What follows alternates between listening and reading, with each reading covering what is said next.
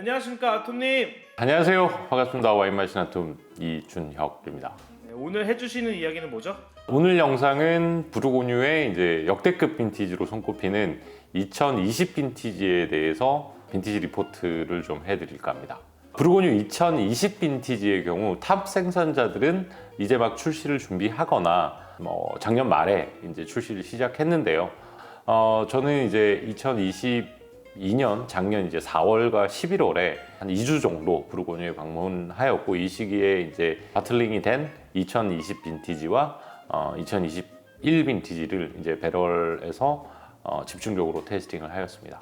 빈티지 리포트가 좀 궁금하시는 분들, 구독자님이 있을 수 있어. 진짜 있을 수 있어.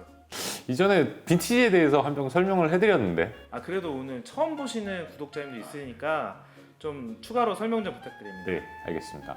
그 와인은 100% 포도를 사용해 만들어집니다. 그래서 이제 원재료인 포도의 퀄리티가 굉장히 중요합니다.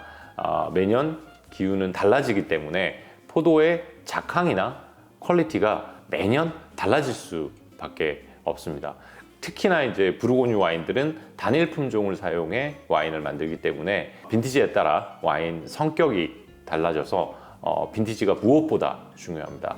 평론가들이 매년 와이너리를 방문하는데요. 와인 메이커나 오너와 함께 이제 배럴 테스팅을 하면서 그의 이제 전반적인 날씨와 포도의 퀄리티, 당도, 수확 시기, 그다음에 전반적인 수확량 등에 대해서 이야기를 나누고, 이제 그런 내용을 바탕으로 이제 빈티지 리포트를 작성을 하죠. 앞서 언급을 드렸지만 이제 부르고뉴 같은 경우에는 특히나 단일 품종을 사용하기 때문에 그 어떤 지역들보다 빈티지를 많이 타는 것이 이제 사실이죠. 그래서 부르고뉴는 빈티지가 굉장히 중요합니다. 사실 이제 보르도 같은 경우에는 카베르네 소비뇽과 멀로를 베이스로 해서 저안 같은 경우는 카베르네 베이스에 이제 블렌딩을 한다거나, 우안 같은 경우에도 메를로 베이스에 카베르네 프랑을 블렌딩하다든가, 이렇게 이제 빈티지를 좀 극복할 수 있는 부분이 조금 있기는 한데요. 왜냐하면 굉장히 더웠던 빈티지, 예를 들어서 보르도로 치면 96년 같은 경우에는 카베르네 소비뇽은 굉장히 잘 된 빈티지거든요. 반면 우안은 너무 더워서 포도가 좀 타들어간 경우가 있어서 이제 보르도 안에서도 저안과 우안 빈티지가 나뉘는데, 이제 피노 같은 경우에는 단일 품종이다 보니 꽃드이나 꽃본이나 거의 비슷하게 이제 보실 수가 있는 거죠. 22년은 좀 어떠셨어요? 그때 테이스팅 하셨을 때? 2020년은 확실히 이제 과일 캐릭터가 굉장히 풍부하고요. 그다음에 풍만한 바디감도 있고 밸런스가 아주 좋은, 제가 보기에는 역대급 빈티지가 아닐까 생각합니다. 레드 같은 경우에는. 그래서 스타일은 좀 다르겠지만 최근 출시된 2005년, 2010년, 2015년, 2019년 빈티지를 이어주는 역대 최고의 빈티지로 남지 않을까 생각을 합니다. 물론 화이트도 아주 좋았어요. 근데 레드가 좀 더 좋아요. 개인적으로는 이제 약 한 25개 정도의 와이너리를 방문했고, 이제 와이너리 287개인가 테스팅을 하였습니다. 우선 이제 2020년 기후에 대해서 먼저 이야기를 드릴게요. 2020 빈티지도 역시 2018, 19에 이어서 굉장히 더웠던 빈티지 중에 하나예요. 이제 건조한 여름이 계속 길게 지속이 되면서 부르고뉴 2020 빈티지는 가장 빨리 수확을 한 빈티지로 기억이 되었는데, 보통 이제 많은 생산자들이 8월 중순부터 포도를 수확을 시작을 했습니다. 온화한 겨울 덕분에 꽃봉오리가 이제 일찍 자라기 시작했고, 5월 초에서 중순부터 이제 개화가 시작이 됐고요. 부르고뉴의 대부분 지역에서 비가 거의 내리지 않았어요. 그래서 건조한 날씨가 지속되었다는 것은 장점으로는 이제 병균과 곰팡이 등의 문제가 이제 거의 없다는 것을 의미하고요. 여름에도 계속 좋은 날씨가 지속되었는데 저녁에는 시원한 바람이 이제 많이 불어서 이제 포도도 이제 좋은 산도를 지닐 수 있게 굉장히 도움을 많이 주었습니다. 샤블리 지역의 경우 8월에 이제 비가 내리면서 무더웠던 더위를 식혀주는 이제 완화 작용이 있어서 좋은 포도를 얻을 수 있었습니다.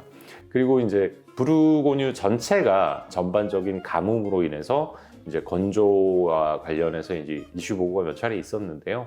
이런 이제 건조한 기후의 영향으로 인해서 이제 굉장히 농밀하고 집중도 있고 파워풀한 포도를 얻을 수 있었는데, 수확량은 전반적으로 이제 감소를 하였습니다. 그리고 이제 수확이 아까 앞서 말씀드렸지만 8월 중순에 시작이 되었는데요. 지속적으로 계속 이제 건조하고 온화한 날씨가 지속되면서 수확 시즌과 마감 당시에 이제 당도가 굉장히 빠르게 많이 올라갔다고 합니다. 그리고 이제 대부분의 생산자들이 이제 수월하게 수확을 했고요. 모두 만족스러운 결과를 이제 얻었다고 합니다. 부르고뉴의 2020 빈티지는 전반적으로 무더운 날씨가 지속되었지만 이제 굉장히 뛰어난 산도와 신선함 그리고 좋은 밸런스를 지닌 와인들이 생산이 되었습니다. 많은 평론가들이 뛰어난 SDT와 타닌 거기에 훌륭한 밸런스까지 지니고 있어서 장기 숙성 역시 가능한 빈티지라고 이제 한결같이 입을 모으고 칭찬하고 있습니다. 재미난 거는 많은 생산자들이 어떻게 이렇게 건조하고 무더운 날씨에도 균형 잡힌 산도를 지닌 와인이 생산하는지 이제 굉장히 아이러니하게 받아들이고 있다고 합니다. 그러니까 굉장히 더웠는데 SDT가 굉장히 좋아요. 그러니까 보통 뭐 2003년 같은 경우에 더워가지고 포도가 타들어가거나 아니면 이제 산도가 좀 떨어지는데 2020년은 그런 더운 날씨에도 조금 일찍 수확을 했음에도 불구하고 굉장히 산이 좋은 빈티지라고 보시면 돼요. 나중에 뭐 좀 뒤에 뭐 테스팅을 뭐 한두 가지 하겠지만은 그 테스팅하면서 또 설명을 좀 드리도록 하겠습니다. 그 전체적인 걸 짚어주셨고 세부적으로 좀 들어가 볼까요? 그러면 가장 이제 북쪽에 있는 막산의 픽상부터 한번 살펴보도록 하겠습니다. 픽상과 막산의 대표적인 생산자인 브루어클레어는 이제 8월 17일에 꾸띠르본에서 수확을 시작했고 꾸띠르 리 지역 같은 경우에는 이제 8월 20일에 생산을 시작했고 9월 20일에 수확을 마쳤다고 합니다. 일드 같은 경우에는 밭에 따라 다르지만 뭐 2017년과 2018년에 비해서 40% 정도 줄었고요. 19년과 비교해서는 거의 동일한 양의 포도를 얻었다고 합니다. 그리고 이제 찹탈리제이션이 필요하지 않은 만큼 포도가 지닌 당도가 이제 좋아서 잠재적 알코올 도수는 이제 밭에 따라서 다르지만 약 13도에서 13.8도 정도가 나왔다고 하고요. 이제 평균 50%의 홀 클러스터를 사용했다고 합니다. 알코올 도수가 그렇게 엄청 높은 건 아니네요. 그렇죠. 조금 일찍 수확을 한 것도 있을 거고요. 아까 뭐 설명을 드렸지만 8월 이제 중순부터 수확을 했고 9월 이제까지 길게 뭐 수확 기기가 뭐 2, 3주 정도 될 정도로 수확 시기가 길었는데 생각보다 알코올 도수가 그렇게 높지 않아요. 그게 또 특징인 것 같기는 해요. 네. 다음은 이제 주브리 샹그리 땡에 대해서 설명을 좀 드리겠습니다. 주브리 샹그리 땡 지존이죠. 이제 아르망 루소를 맡고 있는 시리엘 루소는 2020년은 2019년과 마찬가지로 굉장히 덥고 건조한 빈티지라고 이야기하였습니다. 이제 하지만 이제 다행히도 더위와 가뭄 같은 악조건에도 불구하고 포도들은 굉장히 잘 자랐고 특히 병충해가 없어서 굉장히 깨끗한 포도를 얻을 수 있었다고 합니다. 그리고 이제 수확 시기에는 일부 이제 탄 포도들만 제거하는 작업을 시행했고 2019년보다 무려 3주나 빠른 8월 24일부터 수확을 시작했고 9월 1일에 수확을 마쳤다고 합니다. 수확이 굉장히 빨랐네요. 네, 수확이 굉장히 빨랐죠. 네. 그리고 이제 수확량은 이제 많이 감소해서 일드 같은 경우에는 포도밭에 따라서 이제 25에서 28 헥토리터 정도이고요. 잠재적 알코올 도수는 13%에서 15%로 다양했다고 합니다. 제가 직접 테스팅한 2020 빈티지의 주브리 샹베리 등은 이제 특유의 넘치는 파워와 뛰어난 집중도가 돋보였고 거기에 이제 굉장히 잘 짜여진 밸런스와 과일 캐릭터에서 느껴지는 굉장히 그 신선한 프레시한 느낌이 아주 좋았어요. 그러니까 더운 느낌인데 어떻게 이렇게 프레시한 느낌을 잘 살렸지 이런 생각이 들었죠. 이제 확실히 2020년은 이제 역대급 빈티지 와인들이 생산된 것 같아요. 그러니까 제가 부르고뉴 이제 배럴 테스팅을 2010년에 처음 했었거든요. 뭐 스타일은 다르지만 아마 2015와 19 빈티지를 이어준 역대급 빈티지가 되지 않을까 싶어요. 19도 아주 좋은데 20이 조금 더 좋나? 네. 어쨌든 저는 20을 조금 더 좋아합니다. 19년보다. 18은 엄청 싫어하시잖아요. 아니요, 뭐 좋아해요. 생산자 따라 달라요.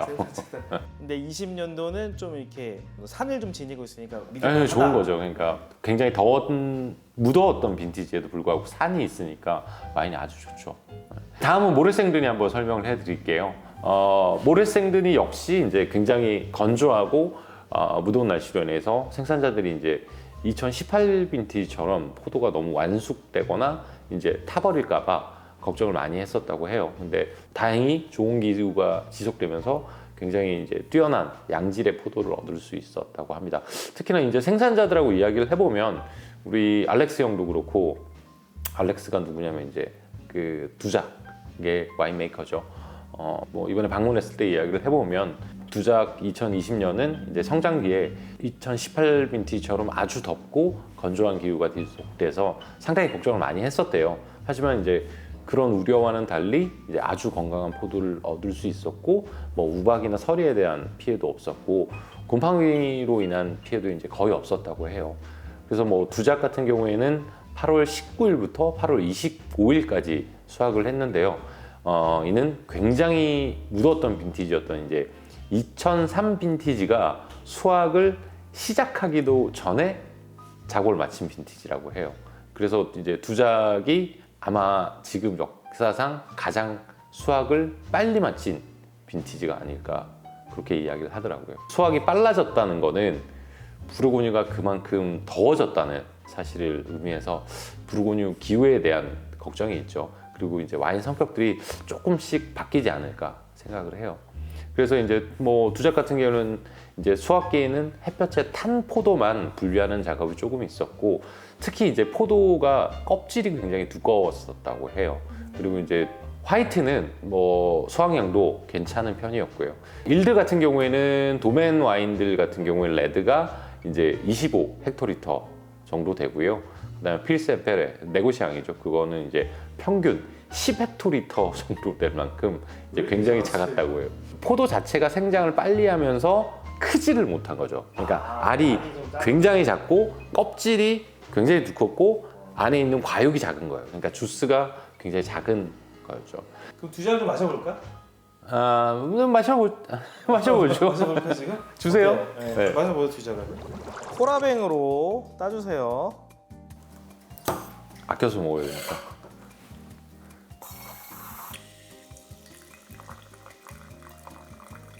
색깔이 벌써 진하네. 자, 2020년 에세조입니다. 이야.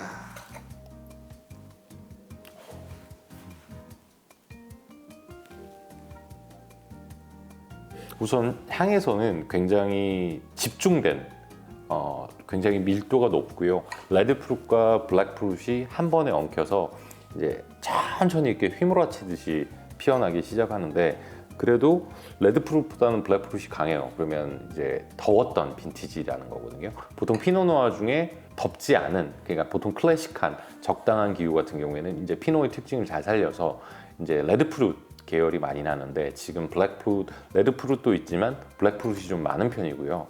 역시나 이제 특유의 클러스터 특유의 이제 오리엔탈 스파이시도 찬찬하게 피어나고요. 아직은 굉장히 어린 와인이에요. 컴플렉시티도 아주 좋고,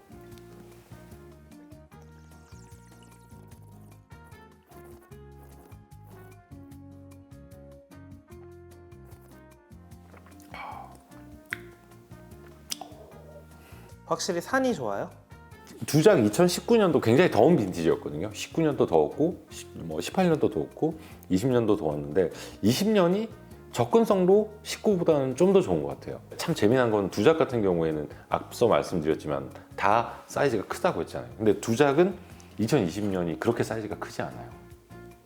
제가 보기에는 보통 이 정도 더웠다고 하면 2005년 정도로 이렇게 큰 사이즈가 나와야 되는데 그 정도 사이즈는 아니에요. 근데 확실히 2010년 빈티지보다는 사이즈가 크고 15년보다도 조금 더 파워풀한데 굉장히 신선해요. 이걸 만약에 제 생각으로요. 이걸 만약에 블라인드 테스팅을 한다면 절대 2020이라고 안 할걸요.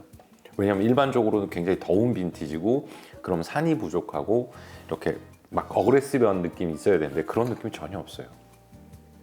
앞서 말씀드린 것처럼 굉장히 파워풀하지만 굉장히 신선하고 굉장히 밸런스가 좋은 와인입니다.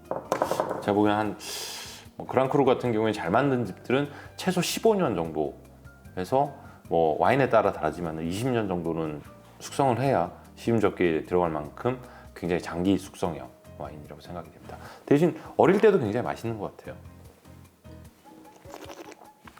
확실히 2018보다는 접근성이 훨씬 좋고 네. 왜냐면 굉장히 신선한 느낌이 굉장히 많이 나요. 네. 좋네요.